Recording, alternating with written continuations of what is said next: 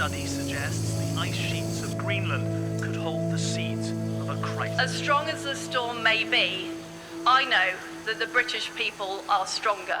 I am confident that together will inevitably lead to major rises in sea level. Britain right now is a basket case. There's a war in Europe. There's a residual pandemic. There's massive strain on our NHS. We have roaring inflation. Heating classrooms or paying for Prices of food and energy go through the roof. Okay, here we go. So we'll pay your energy bills. Got £1,000 as well.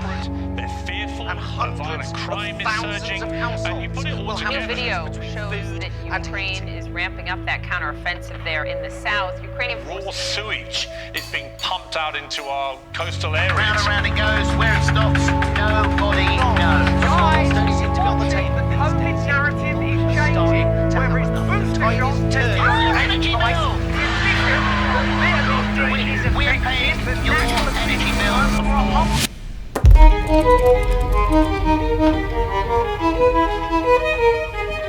Good evening. Time has now come for us all to do more.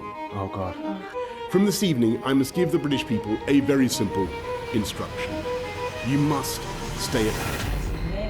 The Prime Minister has made a statement announcing the most stringent and wide-ranging limits on our way of life that the UK has ever seen. I'm very angry about the lockdown still.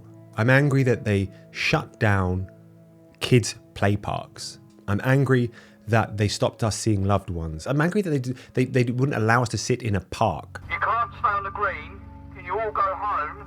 Students who just went to university who are locked in the dorms. 1,700 students are locked down in these halls, unable to leave. People who live in small one-bedroom bedsits in London who had nowhere to go and were told when they sat in a park just to move on.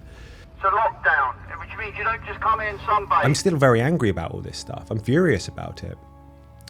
But it's very dangerous, and it has always been very dangerous to be a dissident and to talk out against it and to be against it. So I've kind of just shut up out of fear of what the impact could be for us as creators if we do talk about this stuff too much.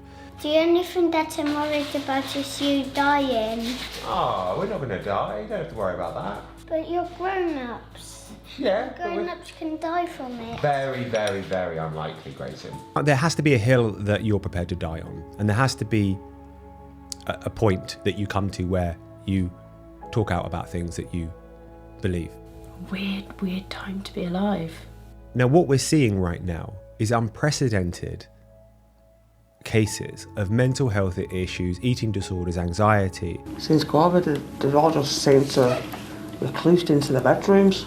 Where did people go when they were isolated and imprisoned in their homes? They went to the place that promises them a connection. Sounds, animations, endless content, notifications. Growing evidence shows a darker side to the persuasive tricks used by the biggest platforms in the world.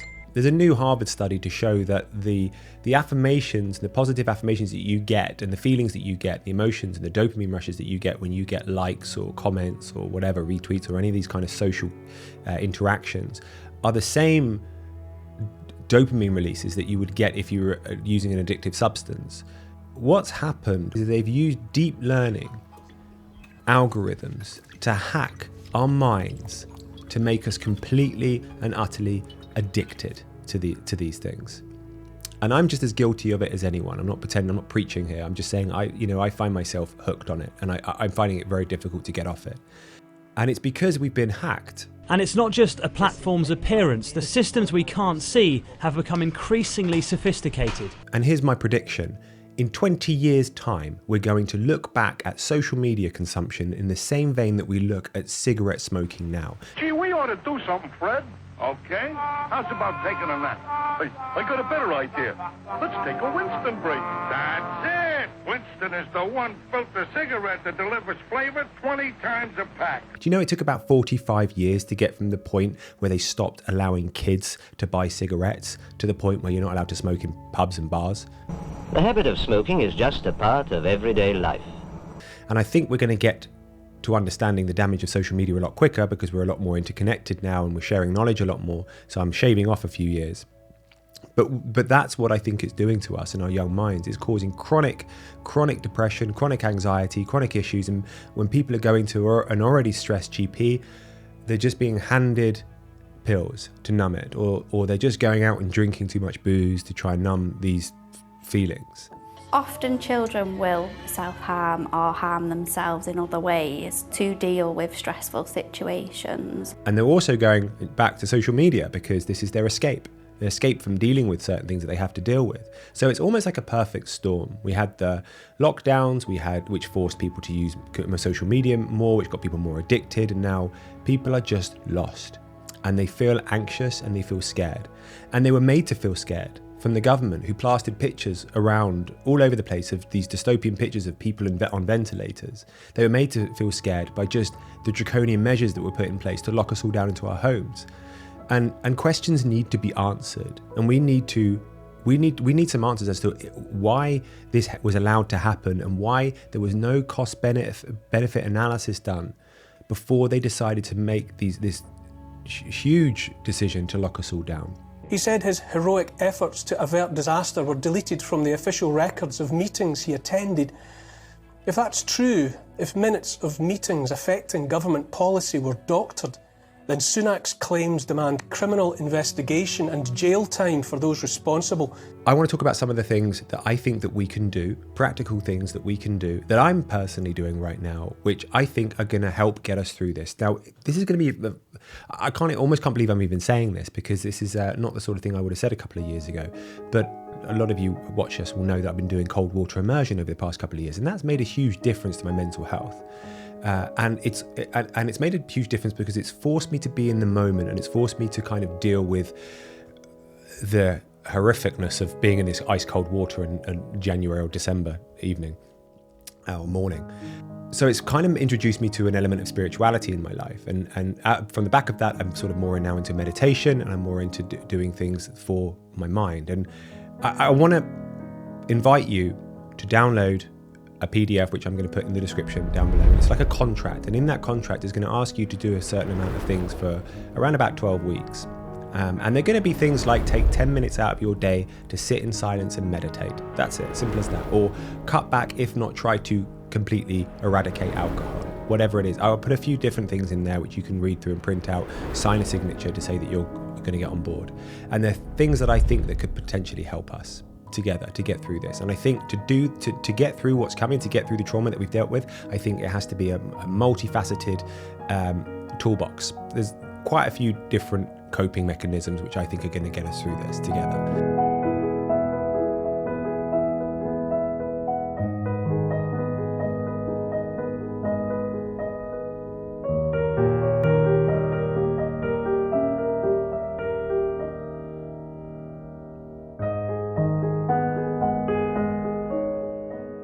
So I wanted somebody to help me to write the contract, and it just so happens that a good friend of ours who actually lives across the road is a fully trained psychotherapist called Helen, and I asked Helen if she would help me to write this contract, and she kindly agreed.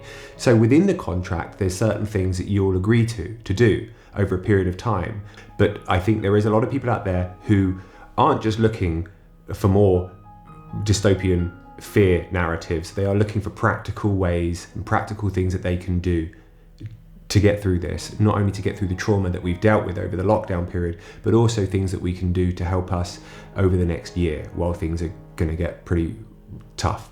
I wanted to do it in a kind of a contract form because I thought that way you're more likely going to stick to it. I mean, obviously I'm not going to sue you if you don't do it. I don't think that would stand up in court, but it's just something that it will mentally make you commit to doing it.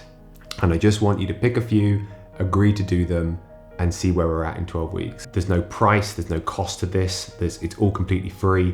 I just wanted to put something out there into the world which could potentially help people, and I think this can. So yeah, this video has been really about like what's going on and the chaos and how we're processing. Like the scene at the start was just like the information overload that we're all receiving, all of this kind of dystopia, all these kind of doom and gloom, the narratives of like, it just feels too much for us. And I just wanted to create something which was like, okay, we get it.